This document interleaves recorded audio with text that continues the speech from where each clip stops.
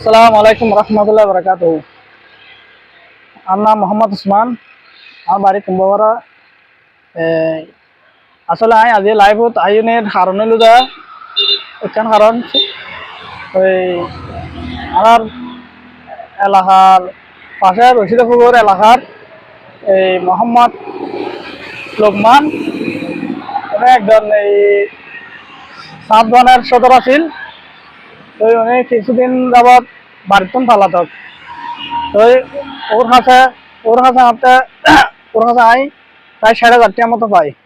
শুধু আই ন এই প্রায় রশিদপুরের এলাকার মানুষ বহুত মানুষই টিয়া পার ব্যাংক লোন লই দিয়ে বা তলার দিয়ে এরকম বহুত টিয়া লই দিবে পালাতক। তো এখন আর কথা হলো যে পালাতক হোক ১.৫ বছর এখন বাঁচি আছে কি নাকি মারা গিয়ে ওই নামারে।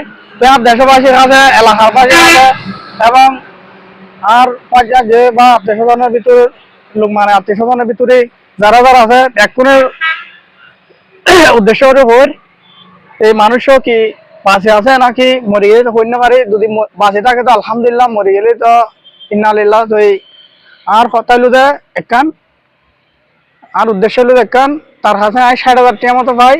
তো এই রমজান মাসে রুচিলে যদি উনি যদি আরো যদি ৬০,০০০ টাকা যদি ৪০,০০০ ঠিকা দিয়ে যদি আরো যদি এই সমস্যা যদি উদ্ধার করে তাহলে আলহামদুলিল্লাহ তারা মাফ করে দিই। মাফ নম্বর ওর আত্মীয় স্বজন অনেকেই যদি দিত চা আই যেকোনো মাধ্যমে দিত চা দিলালি হয় কি তালার কোনো অভিযোগ নাই। তো উনি ওর ছবি আরকান আছে, ওর ছবি এরকম আছিল আগে। তারপরে এখন বর্তমানে ইল্লেত আছে হয়তো ও শেষ সরকারে এ কারণে আগের বুদ্ধ দিই।